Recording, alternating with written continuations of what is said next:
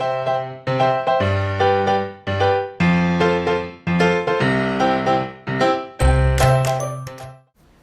morning, everyone, and welcome back to Morning Scriptures. Today we start the book of Joshua.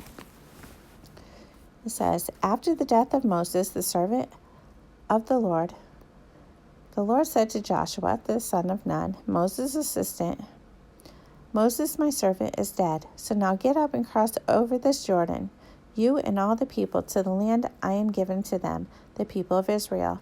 I am giving you every place you will step on with the sole of your foot, as I said to Moses.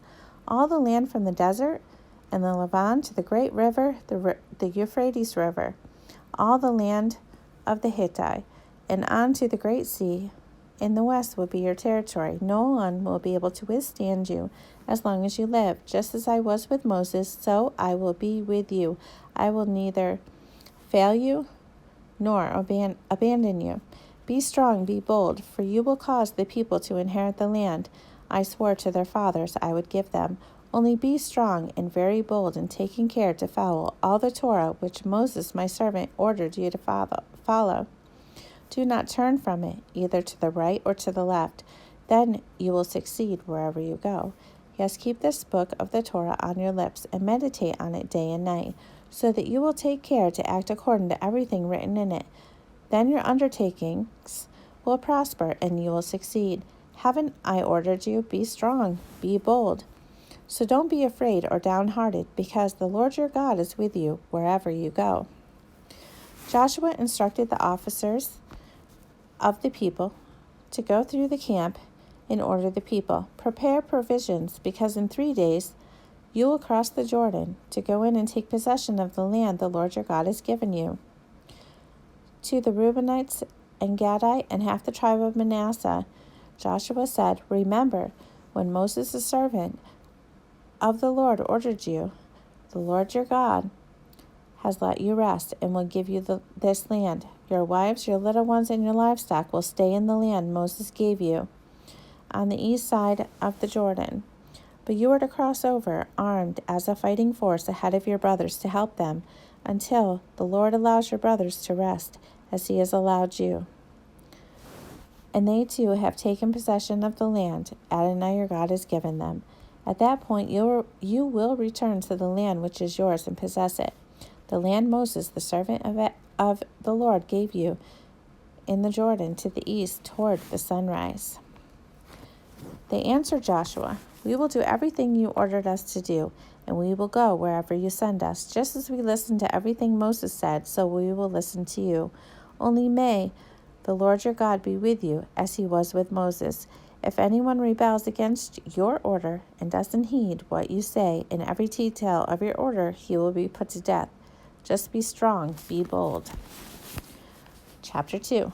Joshua, the son of Nun, secretly sent 2 spies from Shittim with these instructions. Go inspect the land of Jericho.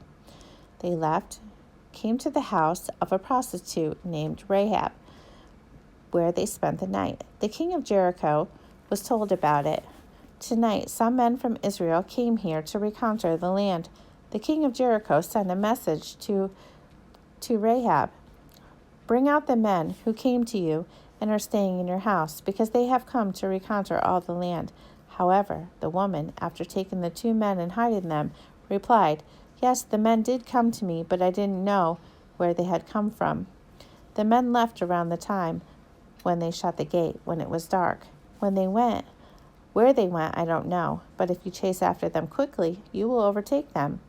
Actually, she had brought them up to the roof and hidden them under some stalks of flax she had spread out there. The men pursued them all the way to the fords of the Jordan. As soon as the pursuit party had left, the gate was shut. The 2 men had not yet laid down when she returned to the roof and said to them, I know that the Lord has given you the land. Fear of you has fallen on us. Everyone in the land is terrified at the thought of you. We've heard how the Lord dried up the water in the sea of Suph ahead of you when you left Egypt, and what you did to those 2 kings of the Amorite on the other side of the Jordan, Sihon and Og, that you completely destroyed them. As soon as we heard it, our hearts failed us, that you completely destroyed them. As soon as we heard it, our hearts failed us. Because of you, everyone is in a state of depression. For the Lord your God, He is God in heaven above and on the earth below. So please swear to me, by God, that since I have been kind to you, you will also be kind to my father's family. Give me some evidence of your good faith, that you will spare the lives of my father, mother, brothers, and sisters, and all who are theirs, so that we won't be killed. The man replied to her, Our lives are certainly worth yours, provided you don't betray our mission. So when the Lord gives us the land, we will treat you kindly and in good faith. Then she lowered them by a rope through the window, since her house was near the city wall. Indeed, was actually built into it. She told them, Head for the hills so that the pursuit party won't get their hands on you, and hide yourselves there for 3 days until the pursuers have returned. After that, you can go on your way. The men said to her, We will not be guilty of violating the oath you made us swear, provided that, when we enter the land, you tie this piece of scarlet cord in the window you let us down from, and you gather together in your house your father, your mother, your brothers, and your father's entire household. If anyone goes out the doors of your house into the street, he will be responsible for his own blood, and we will be guiltless. But everyone who stays with you in the house, we will be responsible for his blood if anyone lays a hand on him. However, if you say a word about this business of ours, then we will be free of your oath that you made us swear. According to your words, so be it, she said, and sent them away. As they departed, she tied the scarlet cord in the window. They left, arrived in the hills, and stayed there 3 days until the pursuers had returned. The pursuers had searched for them all the way, but hadn't found them. Then the 2 men returned. Descending from the hills, they crossed over and came to Joshua the son of Nun, and reported everything that had happened to them. Truly, the Lord had handed over all the land to us, they told Joshua. Everyone in the land is terrified that we're coming. Joshua chapter 3. Joshua got up early in the morning, and they left Shittim and came to the Jordan. He, with all the people of Israel, they camped there before crossing. After 3 days, the officials circulated through the camp and gave the people these orders.